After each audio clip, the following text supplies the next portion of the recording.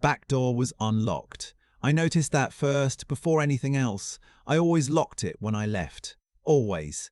It was one of those habits you don't even think about anymore, like checking your mirrors or carrying your wallet.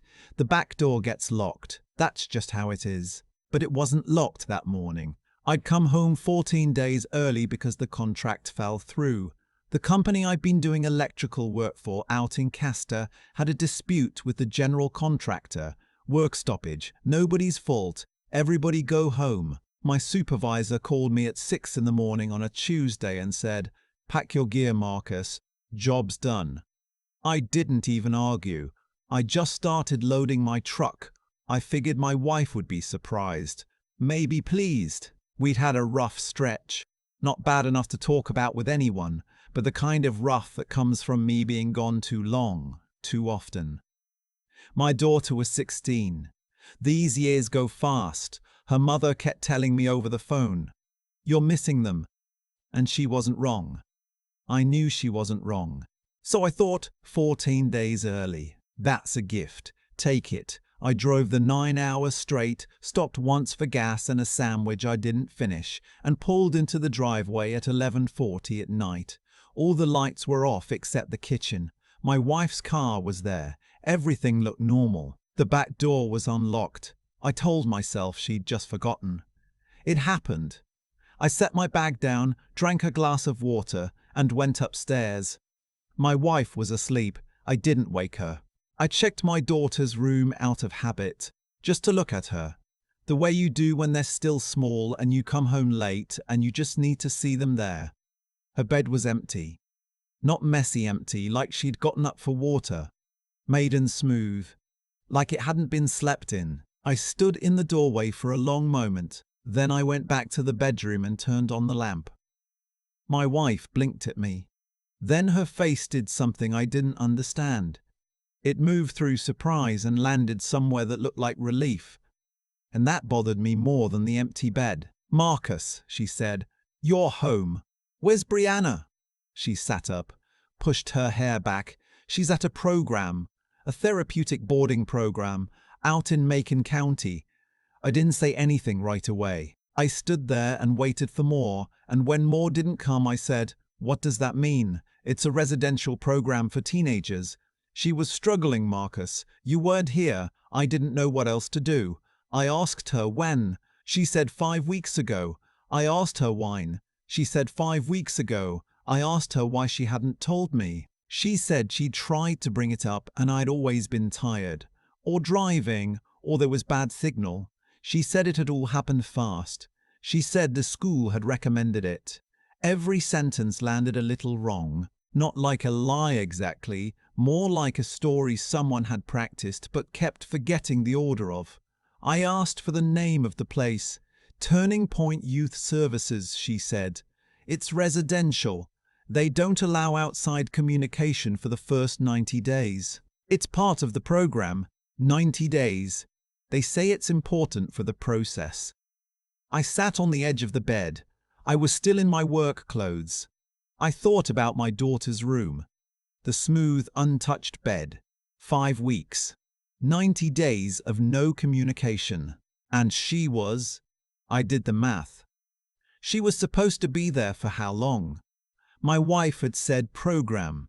She hadn't said how long. I asked. 6 to 9 months, she said, depending on progress. I got up and went back to my daughter's room and sat on her bed in the dark. The smell of her was still there. That specific smell kids have that you don't even notice until they're gone. Something like clean laundry and whatever shampoo she used, and underneath it all just her. Just my kid. I didn't sleep that night. In the morning I asked for the address. My wife said she'd write it down, but that I shouldn't just show up, that the program had specific protocols, that parents needed to schedule visits, that showing up unannounced would disrupt Brianna's progress. I wrote down the address she gave me and said okay. Then I got in my truck and drove to Macon County. It took 2 hours and 40 minutes. I had the radio off. I kept thinking about the things my wife had said and the order she'd said them in. And the thing about her face when she first saw me, that brief, complicated thing that had looked too much like relief. Relief because she was glad I was home, or relief because I was home before something happened that I wouldn't have been there to see. I didn't know. I just drove. The facility was set back from a state highway behind a long gravel driveway with a wooden sign. Turning point you service. Private property. The sign was old. The paint had gone grey at the edges. There was a main building, cinder block, painted beige, and behind it, maybe 200 yards back, a cluster of outbuildings around what looked like a workyard. I could see a greenhouse from where I parked. Big, industrial. The plastic panels were clouded with age. There was a young man in a polo shirt at a front desk. He smiled and said he could help me. I said I was here to see my daughter. He asked my name, looked at something on his screen, and then his face got careful. "Mr. Calloway," he said, "I'm afraid we don't have a scheduled visit for today. I didn't schedule one." Right, so the program guidelines ask that parents schedule in advance. We can get you set up for a visit in about 3 weeks. We have some openings in 3 weeks. Yes, sir. My daughter is here. I want to see her right now. He said he understood. He said he was going to get his supervisor. He left, and I stood at the desk. And through the window behind him I could see the greenhouse again. Through the old clouded plastic, shapes moving. Kids. In the middle of a weekday morning, moving through rows of something. The supervisor was a woman, mid-50s, with the practiced warmth of someone who had managed difficult conversations for a long time. She introduced herself and extended her hand, and I did not take it. "Where is my daughter?" I said. "Mr. Moose Calloway, I understand you're concerned. But Brianna is doing really well. She's made excellent progress in her first 5 weeks, and disrupting that progress with an unscheduled visit is she in that greenhouse." A pause. Short, but there. Our students participate in a horticultural program as part of It's 84 degrees outside. As part of their therapeutic curriculum, physical activity and responsibility have been shown to. I want to see her. Right now. Or I'm calling the sheriff's department. Another pause. Longer. She led me around the side of the building. The gravel crunched under my boots. The heat hit harder the closer we got to the greenhouse. The plastic walls held it in like an oven, even with the vents open along the top. She opened the side door and I stepped in, and the smell was wet soil and fertilizer, and underneath it something else that I couldn't name, but that made something in my chest pull tight.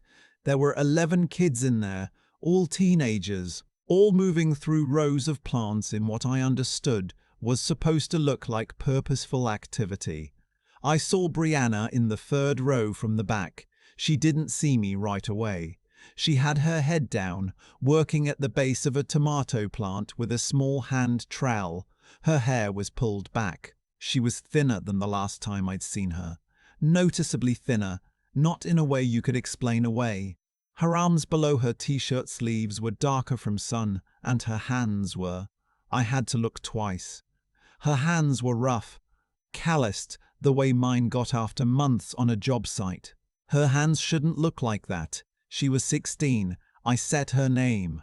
She looked up, and what happened to her face in that moment is something I will spend the rest of my life trying to forget, and never quite managing to. It went through 3 things in about 2 seconds.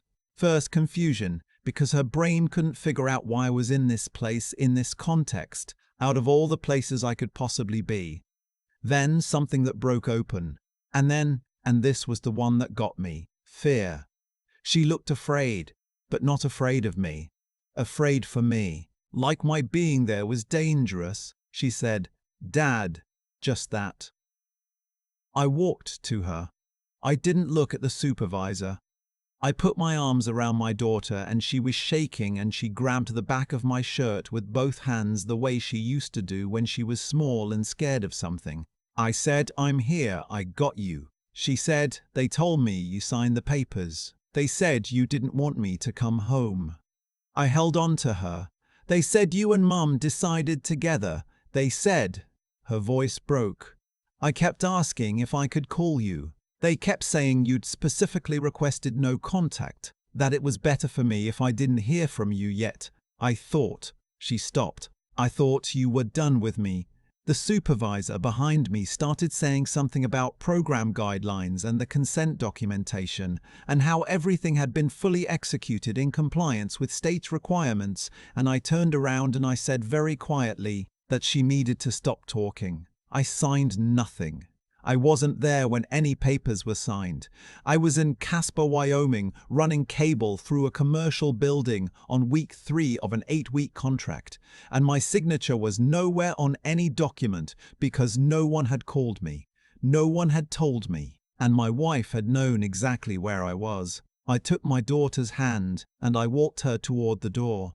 The supervisor said I couldn't remove a minor from a residential program without following the proper discharge procedure. I said I was her father. She said the consent documentation superseded. I called the Macon County Sheriff's Department from the parking lot while Brianna sat in the front seat of my truck with the air conditioning on. The dispatcher was patient. She asked if there was any immediate danger and I said I didn't know, that I'd removed my daughter from the facility and I needed someone to tell me what my rights were.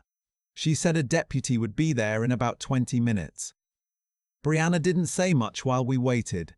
She looked at the dashboard. At one point she said, "I thought you were gone. Like permanently." I said, "I would never." She said, "I know that now." The deputy arrived, took my information, took Brianna's statement. He was a young guy, maybe 30, and he listened carefully and wrote things down. And when he was done, he made a phone call that I wasn't supposed to hear but could anyway. He came back and said I was within my rights as the girl's custodial parent to take her home, but that there would need to be a formal investigation into the consent documentation, specifically who had signed it and whether the signature had been authorized. He looked at me when he said that last part. I already knew what the answer was going to be. My wife was in the kitchen when we got home. She heard the front door and came around the corner and stopped when she saw Brianna behind me. Something went out of her face.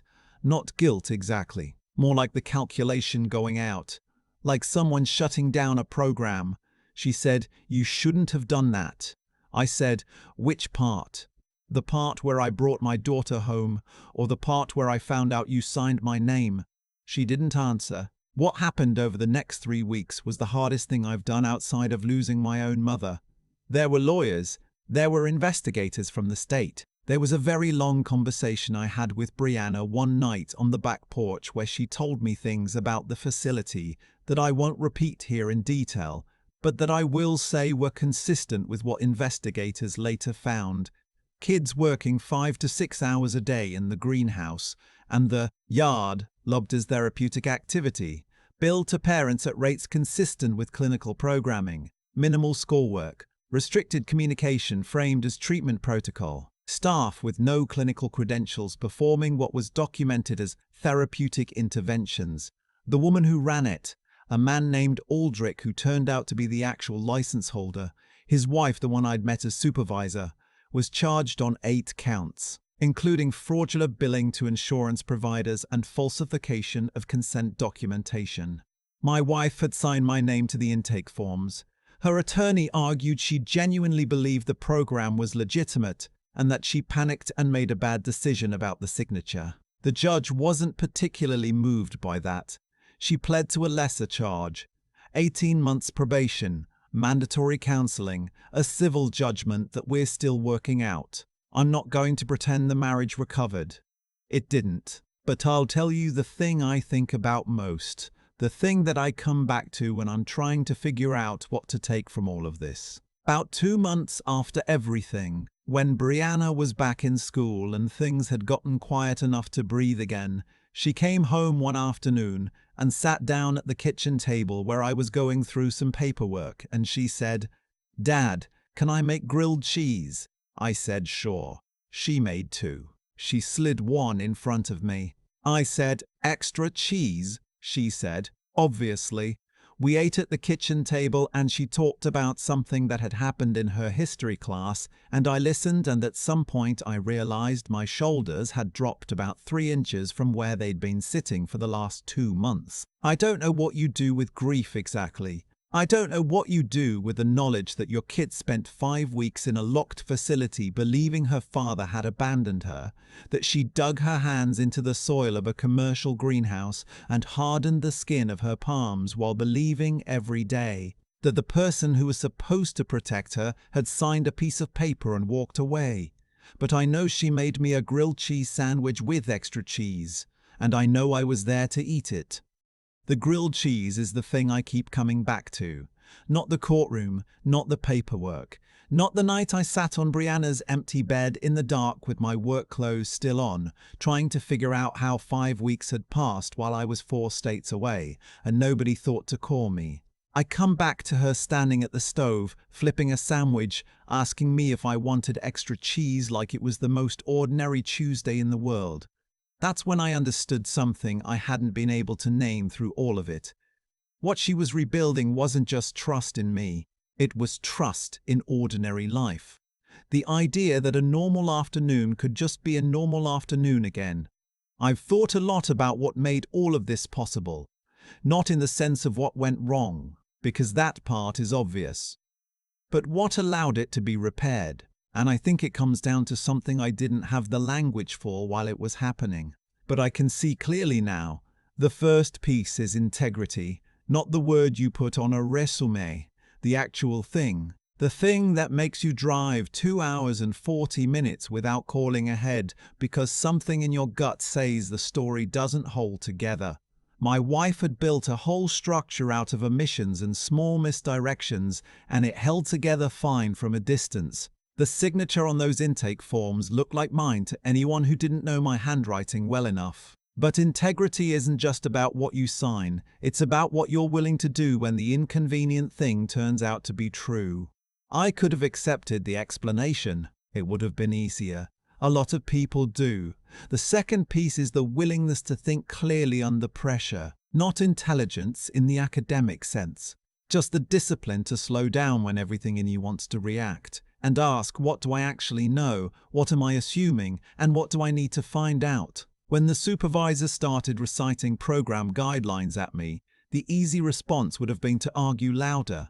Instead, I asked one specific question: is she in that greenhouse? That question cut through everything.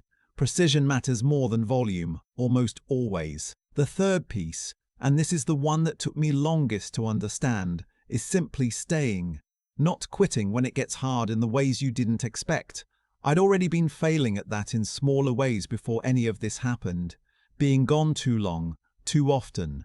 Telling myself the work was for the family while the family was becoming a set of phone calls I returned when signal was good. The crisis forced me to actually show up. But I wish I hadn't needed a crisis to do it. Brianna is doing well now. She has a therapist she likes. Her hands have softened. Last month she won a small award at school for a paper she wrote about agricultural labor practices in the United States, which made me laugh and then cry a little in the car on the way home. She's going to be okay. I think we both are.